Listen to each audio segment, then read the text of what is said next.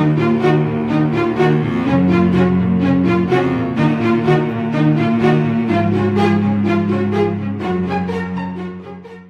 welcome to Inside the Tape with Greg Cosell. It's an Inside the Birds presentation. I'm Geoff Mosher, alongside Adam Caplan, and joining us every week to break down tape of the Eagles game is NFL Films senior producer Greg Cosell. He's also star of ESPN's NFL Matchup Show and of the Inside the Birds pregame show.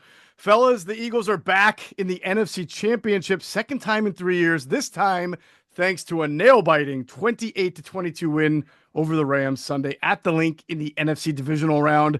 They'll be back at the Link on Sunday, 3 o'clock kickoff against the Washington Commanders, a very familiar NFC East foe that stunned the top-seeded Detroit Lions in Detroit 45-31. So, Greg, got to tell you, this coming game on Sunday against the Commanders might be the warmest day of the week. A nice balmy 40-degree temperature they're expecting. So that'll be nice change of pace from the last game. I wanted to start off with you just asking, because it's the first time with you that we've really got to discuss a game that had such weather elements involved with the Eagles.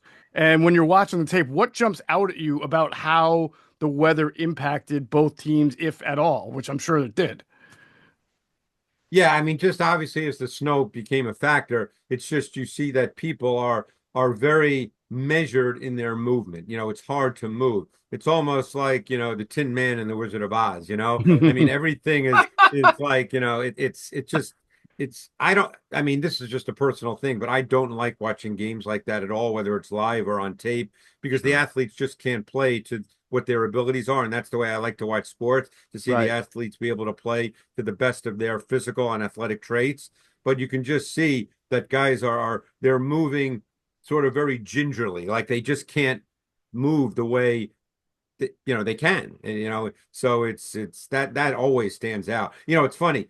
I was talking with someone from the Eagles, and we were talking about the O-line, and we were saying, God, there were plays where the O-line just dominated people, and then there were plays where they got beat because you could see they just couldn't get their footing. You know, and that's what happens in that. You know, there's nothing wrong. Nothing wrong with their O-line. You know, you can't use that game as a determining factor. And oh my God, you know, this guy didn't play well or he missed a few blocks. It's really not relevant.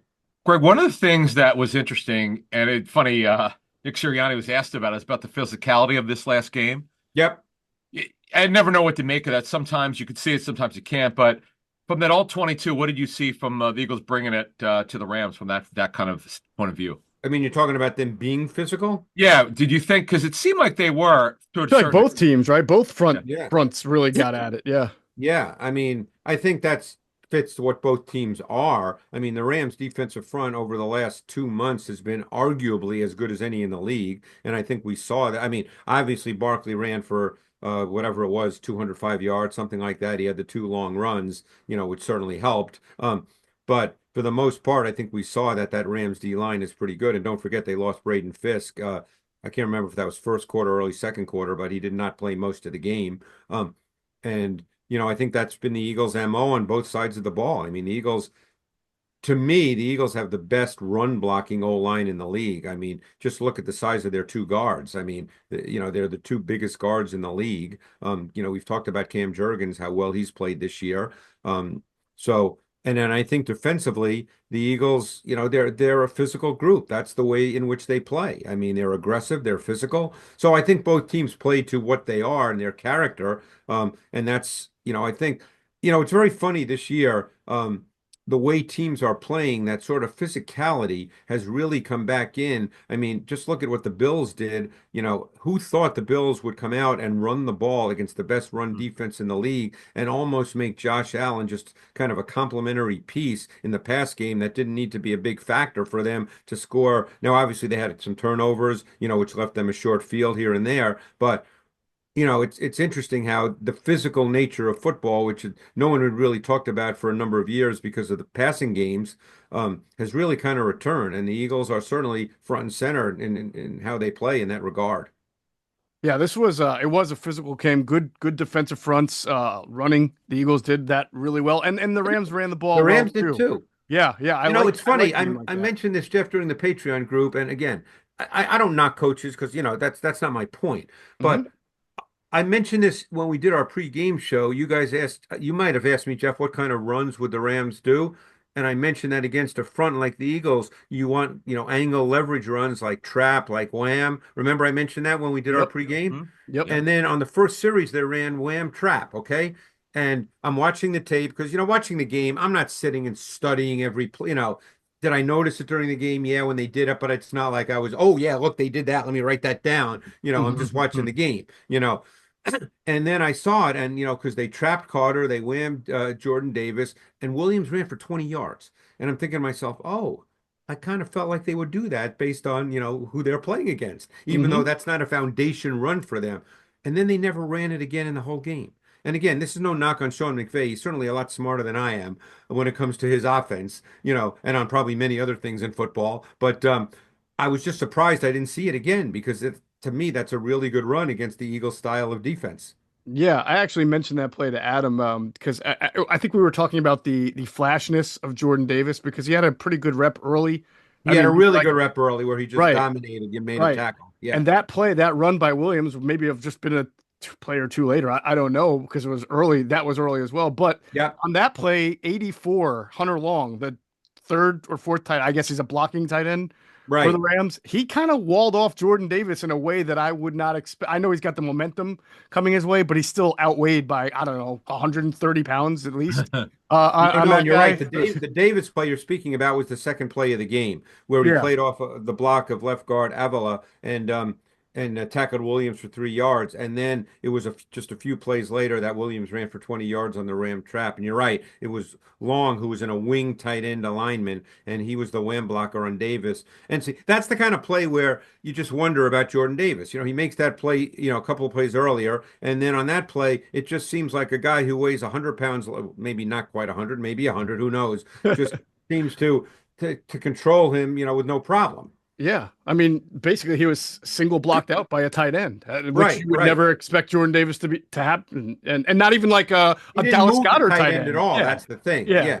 right. Now, right. now So- let me ask you this a follow-up on Jordan Davis, because we've talked a lot about him this season.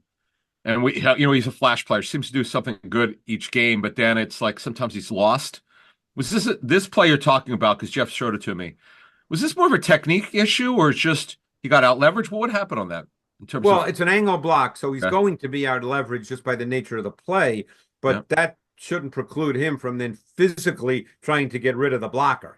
I Right. mean, shed him? Yeah. and he didn't, and he didn't even move Yeah. long, so those are the kinds of plays that, kind of make you shake your head. Right. know. I don't want to make it this simple, Yeah, but honestly, you draft a guy like that to be able to make a play against a guy like that. Right. You should win that rep every Yep. single time. So but he didn't. Even if he doesn't make the play at him, he should be able to move long to squeeze the hole so Right. that someone else can be in position to make the play. Hmm. But, he only played 17 snaps. Obviously, it became in the second half. Well, I shouldn't say it didn't really become that. I mean, Stafford had most of his throws in the fourth quarter, so it wasn't a passing game until it had to be for the Rams. Right. All right, let's get into the tape. As we've already started, we'll get into this great matchup, playoff matchup between the Rams and the Eagles. Playoffs? We're talking about playoffs? You bet we are. Get in on the action at DraftKings Sportsbook, an official sports betting partner of the NFL. Scoring touchdowns is key to winning in the playoffs, and you can score big by betting on them at DraftKings, the #1 place to bet touchdowns. Ready to place your first bet? Try betting on something simple like a player to score 6. Go to the DraftKings Sportsbook app and make your pick. Right now on the DraftKings Sportsbook app, the Eagles are 6-point favorites at home against the Commanders in the NFC Championship game. Of course, lines and odds are subject to change. New DraftKings customers can bet $5 to get $200 in bonus bets instantly. Download the DraftKings Sportsbook app and use code ITT. That's code ITT for new customers to get $200 in bonus bets instantly when you have bet just $5 only on DraftKings Sportsbook. The crown is yours. Gambling problem? Call 1-800-GAMBLER. In New York, call 877-8-HOPE-NY or text HOPE-NY 467-369. In Connecticut, help is available for problem gambling. Call 888-789-7777 or visit ccpg.org. Please play responsibly. On behalf of Boot Hill Casino and Resort, 21 plus age and eligibility varies by jurisdiction. Void in Ontario.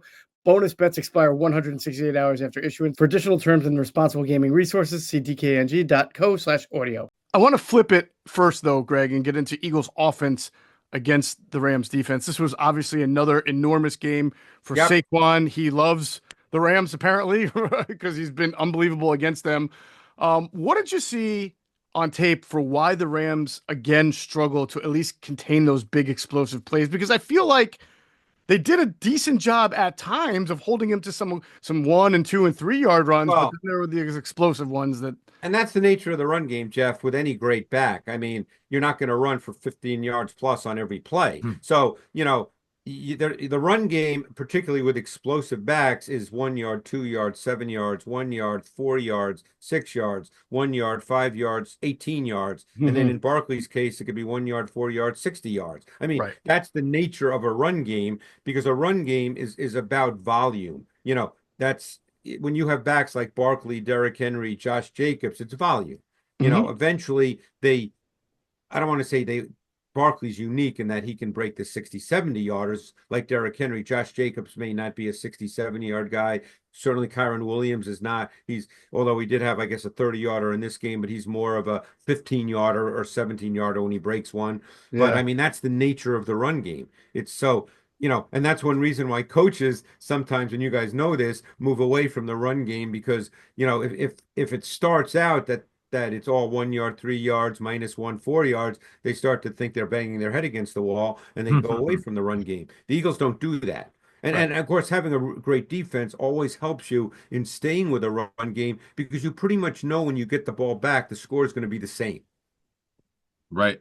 So, I mean, I don't think that the Rams, in a sense, look, no, we can go through each play and say, why did it happen? But I don't think that's, a sense of, oh my God, the Rams don't know how to play the run. And, Well, I did mention to you in the pregame show that I thought teams that have a better chance to beat the Eagles have to have a little bit bigger, physical, faster linebackers, and listen, there's no evidence of that, because even though I think Luvu and Wagner would be those types, Saquon's ran well over them too, but I don't think he hasn't had games like that against the Rams, though. That's where I think what people don't think about with the run game. And the Barkley 62-yard touchdown is a great example of that. What people don't think about with the run game is formation and run support by the defense, how they're lined up. Most people think run game is, you just got to knock the you-know-what in the dirt. The run game is much more. I remember having this conversation when I started working with Phil Simms back in the mid-'90s, when he was on Matchup for a year. And, everybody I've worked with has taught me so much about football, and I certainly was not a run game connoisseur. This goes back to probably 93 or 94. And, this is what Joe Gibbs was great at in the 80s with the Redskins, is it wasn't so much, let's just have big people. That's what people think about with that group, with Jacoby and Bostic and Grimm and Mark May. They just think, man, they just blew people. But they used a lot of motion, and it's all to change and impact run support. That's a big deal. So the Barkley 62-yard touchdown, which, by the way, was not an audible by Jalen Hurts, because they were in no huddle. It was a called play by Kellen Moore. It was not an audible. Is a great example of that. So the run game is much more about those kinds of things. Yeah, is it sometimes just about, hey, let's knock people down? Sure, every once in a while it is, of course. It's a physical game. It's like in boxing. You don't just go in and swing wildly and hope you hit a guy in the jaw, but eventually you want to hit the guy in the jaw. But, they call it the sweet science, because there's a lot of, calculation involved in doing all those things to get to that point. There's a lot of calculation involved in getting to the point where you have angles and leverage and you can knock a guy out. I mean, we saw Becton on that 62-yard touchdown just shove Roseboom right out of the way. You want to get to that point where you can do that, but that's not all the run game is about. Right. Greg, one question on they came out in 11, right? They played some 11 personnel this game. Did the 11? You're talking about the Eagles? Yes. Yeah. Did it impact the Rams defense at all? Do you think it helped them? Or what do you think of their usage of personnel groupings in this game? You mean how did it impact the Rams? Yeah. Did you think it was effective? The Rams versus 11 personnel in normal down and distance situations are a big nickel defense, meaning they play with 3 safeties. Yeah.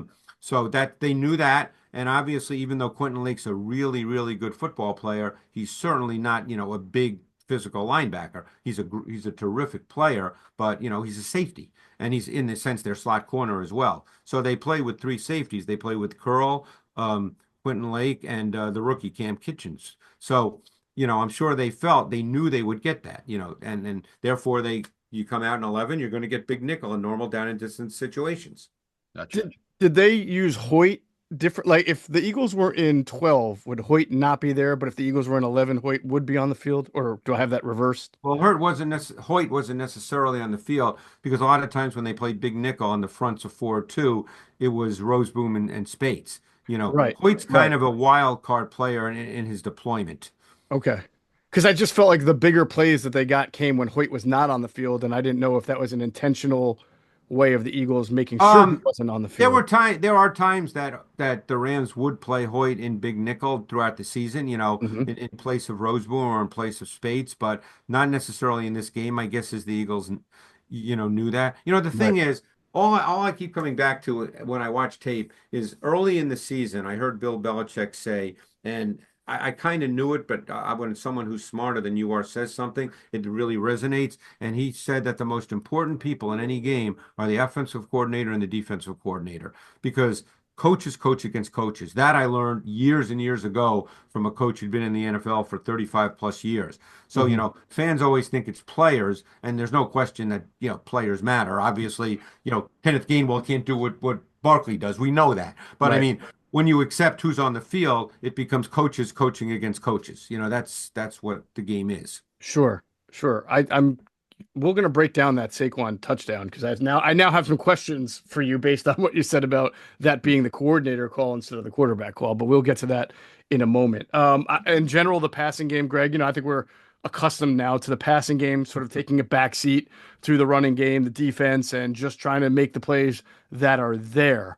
It's interesting. I heard Ron Jaworski even say this on a radio interview, I think with WIP. Never heard of him. He said I know, you may have heard of this guy, where he said that there were plays to be made, but that he understood why Jalen didn't try to make those plays because the identity right now is to not make any mistakes and just let your run game, your defense win. And I thought that, yes, we've seen that. But I also thought that if plays are there to be made and you're telling and you don't want your quarterback to make them, that's weird. That's strange. And here's what we don't know, and I'm going to be totally honest, okay? Yeah.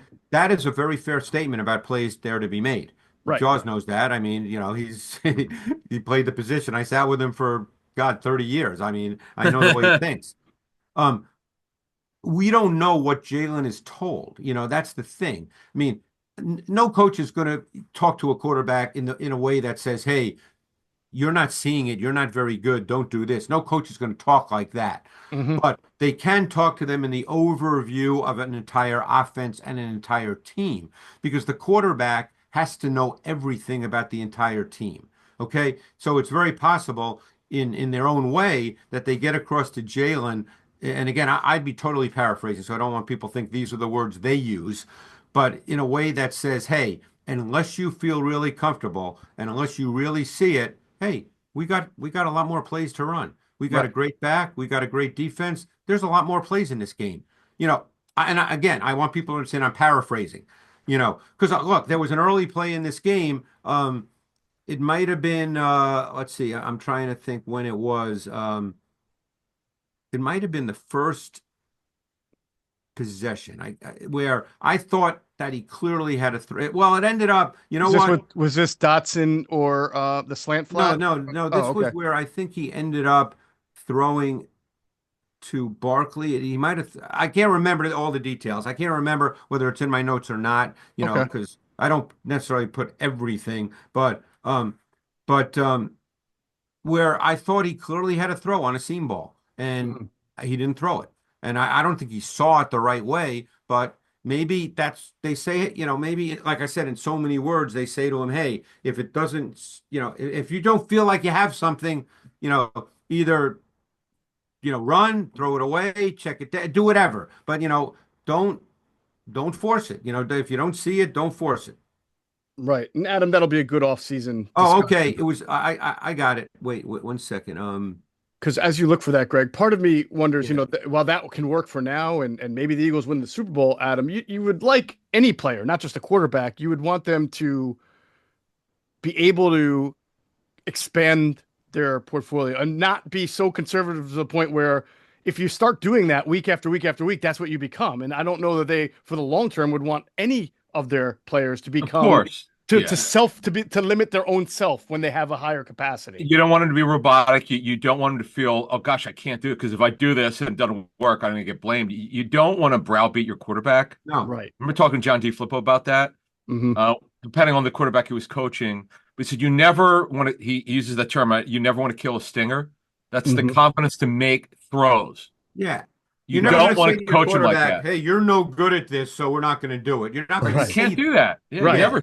You're not going to say that. Even behind You know. closed doors, you don't do it. We've talked about this before in the tape room. You show them, Mm-hmm. you go over it. Here's where it should have gone.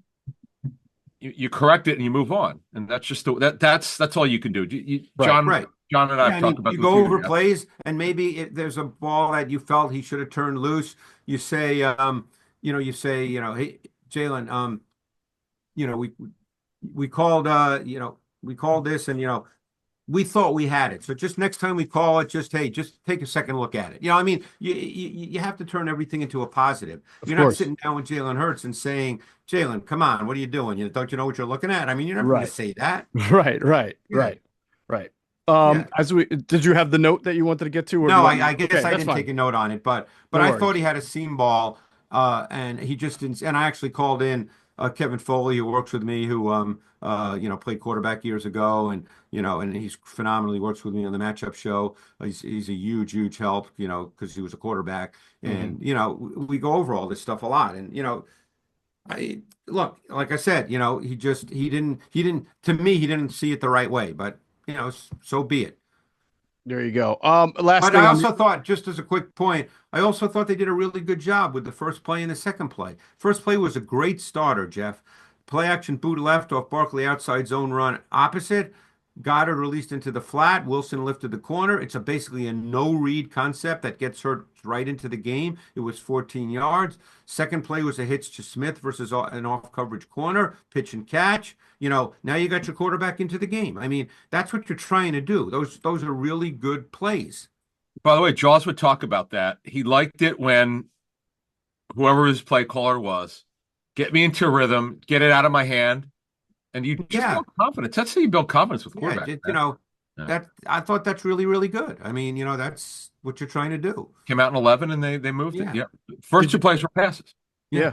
Did you see anything different in usage of Jalen after he suffered that knee injury, Greg? Oh yeah. That was the reason that's hard, Jeff, is because the weather was really bad. So I couldn't tell the difference between knee and just, whether the weather would be a problem. Right. That's hard to know. Fair enough. Hard to know. And you thought the offensive line did pretty well, but obviously weather impacted. Yeah, I mean, right. The weather impacted some plays where guys clearly didn't get traction. They got beat. For instance, on the safety, it's easy to rip Jalen, but Juergens just got, beat badly by I think it was Gallimore across his face, and he lunged and bent. So I don't know if that was a function of he couldn't get his footing or not, or just got beat. That's the thing. There's no way to know that. Right. So that's a tough play. Let's talk about the safety. I was going to show it, but I really don't know if we'll have time to get to it because I have so many clips actually. But I go back and forth on that because his first Dallas Goedert's clearly wide open, but his first read isn't there. And by the time you can get to Goddard, like you said, Juergens is beat and he's got a runner in his face. So it was an intermediate and vertical route concept. You can debate that because of where they were on the field. Yes. But he really had no chance. Right. He had no chance. And then I guess because I always try to play devil's advocate with myself, is they were clearly showing a look that would bring pressure. Should Jalen maybe have immediately known to go outlet first, and especially at that part of the field, you're a fifth-year starter, you've won a lot of games, instead of trying to go to the original. You know what I'm saying? Like, and that's the stuff we don't know. That's the gray area. That's the stuff we don't know. Right. So yeah. I mean, there's certain route concepts where I absolutely know, just I've been doing this a long time, but then there's always things you just don't know. And I like to think that, and I've had, former players tell me that they love when I say, hey, I don't know the answer to that. There's some things I just don't know. I can't answer that. No, Jeff, I would tell you, two people we spoke with said that ball should have been out. Now, one guy was a player in the league who now coaches and whose team is not in the playoffs. So we were able to get some information. And they may know more than I do because they know how it all is coached. Yeah, it's coached. But again, look. Or they just might think like you're a 5-year veteran. You see the pressure. You know where you are on the field. You know that Goddard is supposed to be in that spot. So come off your original read and just. And then Barkley. No, was Barkley on the? What was the check down? Did he look like he might have been the check down there, Greg? No, I think Goddard was the check down. Was he not? I can't remember specifically, but I think Barkley widened. So if you throw it to Barkley, I thought he would still be maybe in the end zone. So no, but the bottom line is you got to get rid of the football. But I understand the thing that some fans had issues with was Jalen had a bad knee. I mean, he got hurt earlier, and that because the thing is, and it's fair criticism. Who knows about his mobility? So why call that there? Why put him in that kind of spot? But again, you're just speculating without knowing how bad it was. Right. He'll finish the game, which is, the point we have to make. Yeah. So fair enough. All right, let's get into defense. The Eagles, obviously the Rams played a nickel. 11 personnel a lot. So the Eagles had to be, well, they didn't have to be, but they decided to counter with nickel quite a bit, Greg. Well, during this regular season, they played more nickel than any team in the league. Right. And so what was their sort of tactic on how they were going to defend obvious running situations, even being in a lighter nickel? Well, what do you mean? I mean, like, did they use? I know against the Packers, they brought on because of the Rams formations with a lot of tight formations. There were many snaps in which DeJean was basically playing like a linebacker.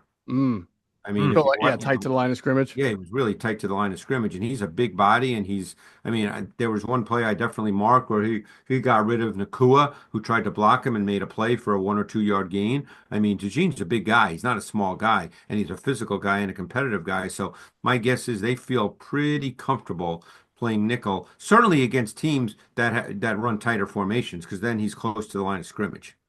Greg, one question I had is, and I just talked to someone who was just kind of helping us out from a conceptual standpoint. He said, man, 93 Milton Williams was really good in this game. I mean, you've talked about just about every game. What did you see from Milton Williams in this game? I mean, Milton Williams was terrific in this game, and he's been great all year. And I'm very curious to see, what the market is for him, because I don't know, the Eagles have a lot of people to sign. I don't know how to value him.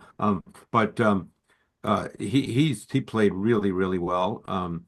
The one thing I think the Eagles do really well in run defense, Jeff, just to get back to your point, is I think they really shoot gaps effectively. I mean, Dean did that really well. We've seen Vaughn do that. We saw a really cool play where actually Vaughn and Gardner Johnson made a switch, and Gardner Johnson was able to shoot a gap from the plus 11 yard line on 3rd down with the Rams going in. That was a big play. That was a -2, and they had a -2. Yeah. I mean, it was a beautiful job by Vaughn and Gardner Johnson. They switched responsibilities because Gardner Johnson started to run across the formation with the tight end, and you could see Vaughn kind of stop him and say, hey, no, whatever the term they use, he basically told him, I got that. And then what Gardner Johnson did was he read the Williams run and he shot the gap for a -1 yard. I thought that was, that's the kind of play to me that speaks so much about this defense. Just the ability to make that kind of communication and adjustment on the fly. I'm not sure people realize how hard that is. Wow. Oh, just one thing on Milton Williams. Do they move him around just to create matchups? I mean, no. I mean, basically, when he plays, unless they're in a 5-man front, which is, let's leave that aside. They don't play much of that anymore. I'm talking about a true 5-2 base. I'm not talking about where Vaughn walks up on the line of scrimmage. Right. But when Williams is in the game, he pretty much is the right defensive tackle, and Carter is the left defensive tackle. Gotcha. Okay, good to know. Yeah, I thought there were a couple of times they may have switched, but maybe that's but minimal, I would say minimal. My guess is it'd be 90% like that. But he wins his 101s, man. He really does well. win his 101s. Big time. Yep. We're gonna have to rename the show soon. It's gonna be Inside Milton Williams' tape, because we talk about this dude every week. The film demands it. Yeah, it shows up. Every week. Good stuff. So how about the linebackers, Greg? Without Nakobe Dean for the first time and Zach Baun wearing the green dot, how do you think that they operated, not just played, but operating as a linebacker? I thought Burks played a much better game. And, Again, we don't know what Vic Fangio's plan was, whether he truly had a plan to play Trotter or not. Obviously, Trotter did not play one snap on defense, but I thought Burks right from the get-go played much, much better. He was more active. He saw it better. He was quicker. He played to his athletic traits. So again, I don't know if they had a plan to play Trotter and they just figured, hey, Burks is playing really well, or if they just said, we're playing Burks. We don't know that, but Burks played much, much better this week. Yeah, he blew up Burks, he shot a gap and then reversed course after because it went to Williams on like a counter and he I reversed remember the the field play. and Yeah, then yeah, made the yeah. tackle. And I was like, wow, that was pretty cat-like there with the reflexes. Yeah, In no, he fact, when played I well. watched the game, Greg, I thought because I saw some missed tackles and I saw him out of place a few times, I thought, I don't think he had a really good game. But then when I watched the all 22, which is why we do this, I was He like, did have oh, a good he game. made more plays than I thought. And Yeah. then the one thing I will say, and then we'll get to the tape here, Jeff, is, people have to remember there's a lot of plays in a game. And, one thing I hope that the Patreon people understand, and I love doing that with them. I wish, believe me, I wish we could go longer and, who knows, Mhm. maybe something to consider in the future. But is that, you know, there's a lot of plays in a game. The team you like, the Eagles in this case, not every play is going to be great for the Eagles. And if a guy makes a bad play, it doesn't mean he's a bad player. There's a lot of games. I have a lot of Right. plays and there's a lot of games. These guys are all pretty good athletes. They're pretty good. They're professional football players. There's a reason they are. Sometimes really good players don't do so well. That happens. That's correct. They get beat, it happens. Every once in a while. All Yeah, right. yeah, So yeah. So let's get to the tape. And I told you I wanted to talk about the Barkley 62-yard Yep. touchdown. So let's look at this because I was under the impression watching Jalen Hurts at the line of scrimmage, even with the It's no no huddle. huddle. So don't forget he can be talked to. It's no huddle. Right, he can be talked to. So I was at the way you see how he's pointing here, and then he went up to the line of scrimmage, which was earlier. He flipped Barkley from the right side to the left side. So I thought he was right here noticing that there were a bigger personnel on the left side, smaller on the right. And I thought that this was him. Is that the OC telling him that? Yeah, Kellen Moore called the play, and he made the switch based on the defensive alignment because they're in a.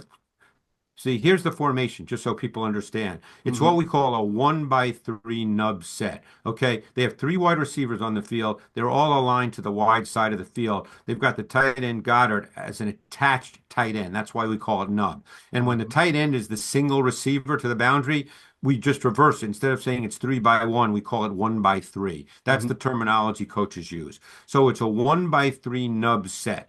And now if you look at how the defense is lined up, look who's on the boundary side of the formation. Okay, you've got them in a they're in a loaded front. By a loaded front, it means that there's three defensive linemen to the field and to the boundary. They've got McCullough, the safety, Roseboom, the linebacker, and then they've got a corner out there. Okay, so that's the weakness of the run defense. So Right here. based on the defensive alignment, Kellen Moore told Jalen because it's no huddle. He had time to tell him, we're going to run it to that side. So he switched Barkley to the other side, and they ran zone to the boundary side of the formation. And this was the play where Becton just pushed Bozeman out of the way, Roseman, boom, out of the way like he was a 9-year-old. Right here. Yeah, There's a lot of weight being given up there. yeah. Yep. So you're running, and Oof. now see, this is Jeff. You asked earlier about what is the problem with the Ram. I mean, who's coming down here? I think it's Kitchens who's coming down. Now you can sit here and say, "Gee, took a bad angle," whatever you want to say, but Barkley's really hard to stop in this kind of situation. I mean, how many guys are going to square up, come to balance, and lay one on Barkley in this situation? Right. And they're also, but one thing is that the Rams are generally a smaller front, and that shows up. That Right. shows up. It's Right. So I mean, particularly against this line. this is a perfect example of what we talked about earlier with the run game being that it's all about run support. Where's the run support? Who are the bodies? You ran to the weakness of their front. And that's Right. and you're back to the third level where if you get him to the third level with velocity and speed, there's not many safeties who are going to tackle him. All right, Greg, let's diagnose this play. It's one where Jalen Hurts gets sacked by Braden Fisk, and I think you know how that develops and what happens here.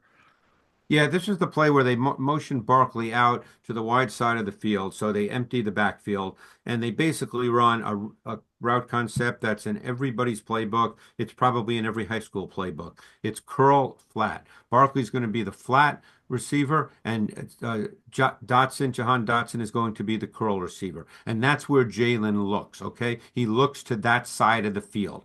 And he can either get it to Barkley right away, or as he sees the flat defender expand, he can stick it right on Dotson on the curl route. They're both available depending on what he wants. Okay, so if you run this, Geoff, people can see exactly what happens here. And by the way, the Rams obviously showing like they're coming. Yeah, well, they have a six-man front. Right. Right. Okay. So, which is very common. They got double mug. See, Hoyt's in the game here. They got a six-man front. It's double mug. They're going to drop out. They rarely rush both guys. The Eagles probably knew that. So they're blocking 5 to block 5. Not a problem. They actually don't do it the exact right way. So, but the point is, you see what's happening. Barkley, you either can throw it to Barkley now in the flat, or you see Lake expand with Barkley. Dotson. And there's Dotson. And he was looking to that side initially, and I don't know why he came off it. I mean, only he could tell you that.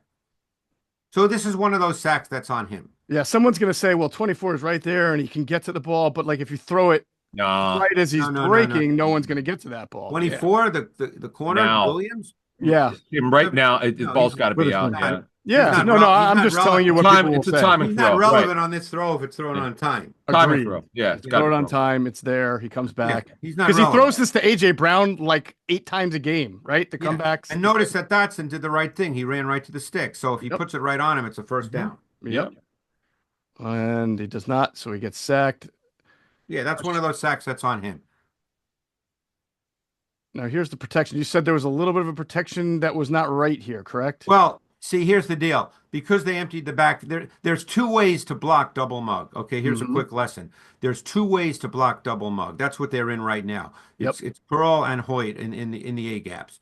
So if your back stays in, you block double mug with your back picking up one of them and your center picking up the other. If the back is not part of the protection, you slide your protection one way or the other, and you turn loose the widest edge defender. So here they slid to the pictures left, and they left Young as unblocked. You'll see that because the backfield. So because they have to account for both guys in the A gap. You don't guess. Well, I don't think this guy's going to come. You can't guess. You got to account for him. Right. Jurgens is waiting for him. Yep. Right. So you see that they slide. Jurgens has eyes on Hoyt. Hoyt doesn't come, but they turn loose Young. And don't forget, this is a timing throw, so Young wouldn't even be a factor. The ball should have been out, and Young wouldn't have been within 3 yards of Hurts. Right. So if you don't make that timing throw, it all comes crashing down on you, and then that wound up being. And I think they ended up stunning here, and that's why Young started to run behind, to loop behind. But anyway, you don't know that. But the point is, that's what they did there. Right. I do give Jalen Hurts, Adam, we talk about this, a lot of credit. I mean, he's taken a ton of sacks this year because of plays like that. And amazingly, he has not turned the ball over. No. Which is very hard to do because you saw Matthew Stafford, you know, you get a hand on him, he'll drop the ball. But Hurts is strong that way. And why the record is, despite what's going on with the passing game, which has been disappointing, they don't win. I mean, they don't lose. They win somehow because he doesn't turn the ball over, and the running. They're really playing old school football. They're playing to the running game and defense. That's what they're doing. The bottom line is they get explosive plays in the run game. Look, they had 3 44+ yard touchdowns this week. That doesn't happen very often in NFL games. Sure. Say what you want about how they got them. They got them.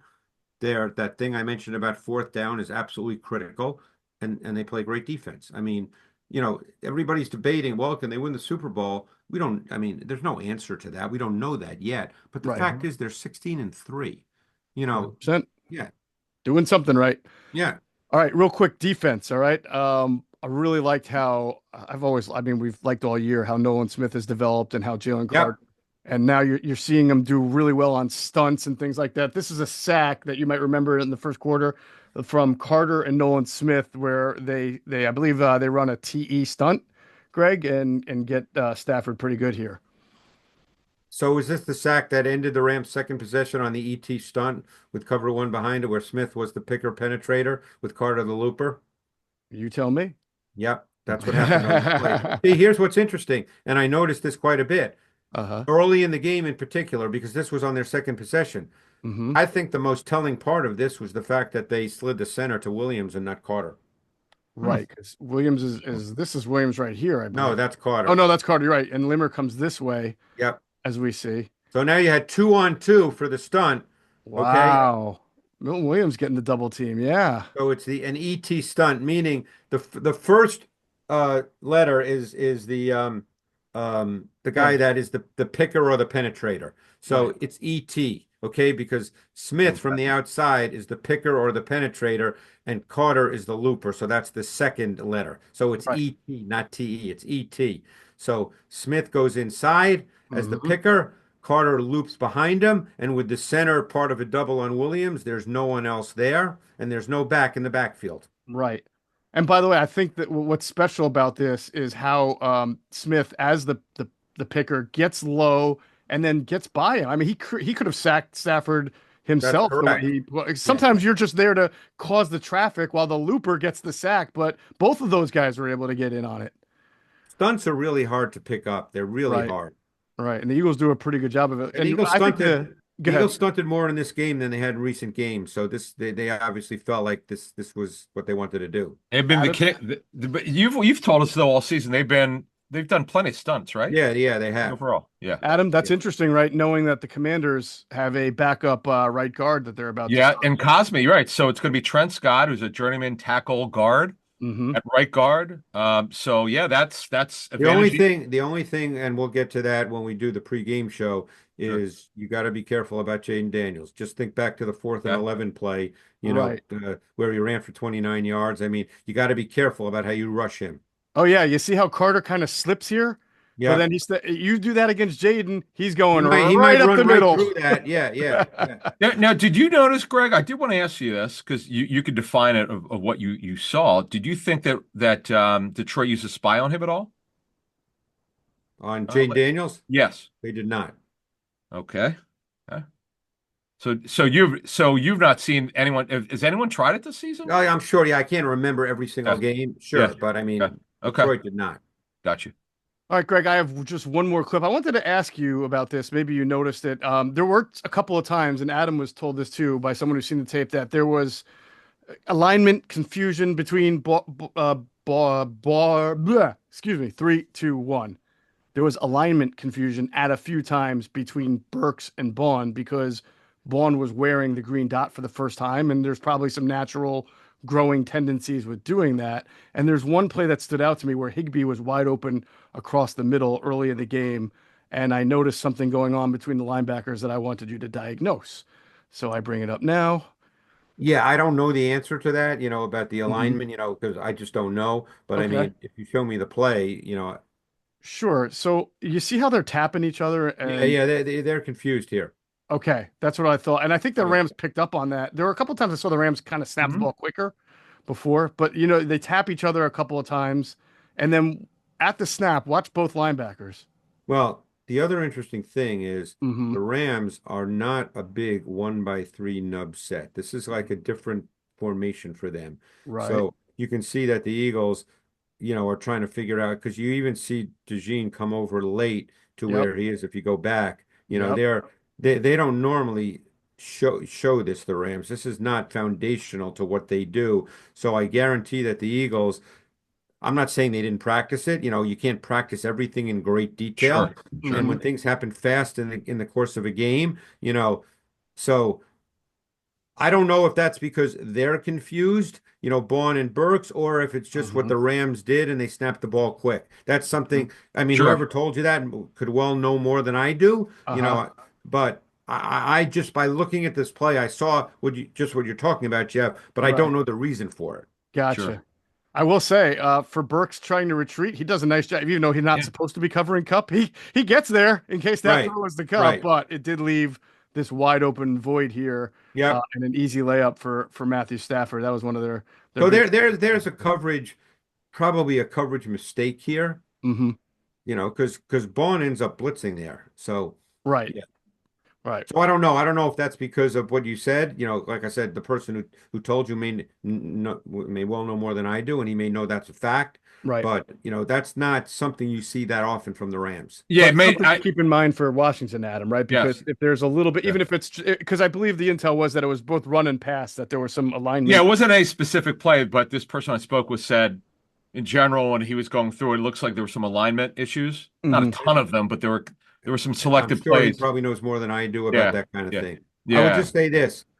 And we'll get into this detail for the pregame show a little more, but what I really noticed with the Commanders' offense this week, which I thought was fascinating, because you know how much college tape I watch, and I'm getting into that now, is they ran, and it's Cliff Kingsbury, of course, they ran about 6 or 7 true air raid formations where they had double stacks outside the numbers, literally 2, 3 yards from the sideline. Think about the University of Tennessee, okay? And what it did is it lightened the box. The Lions had 5 in the box. And because you have to account for Jaden Daniels as a runner, what happened is they ended up, Eckler had a 35-yard run out of that because 2 defenders went with Daniels and they only had to block 3 guys. Wow. So, I mean, that's going to be interesting to see now that that's on tape, how the Eagles choose to defend that. Well, you know what? That gives us another thing to talk about when we do Inside the Birds pregame show this weekend. We will definitely get into the weeds and we will figure out what we think Cliff Kingsbury and the Dan Quinn and the Commanders defense will do against the Eagles and vice versa. That's going to do it for this episode of Inside the Tape with Greg Cosell, of course, an Inside the Birds presentation for Greg Cosell and Adam Caplan. I'm Geoff Mosher. Catch you on the next one.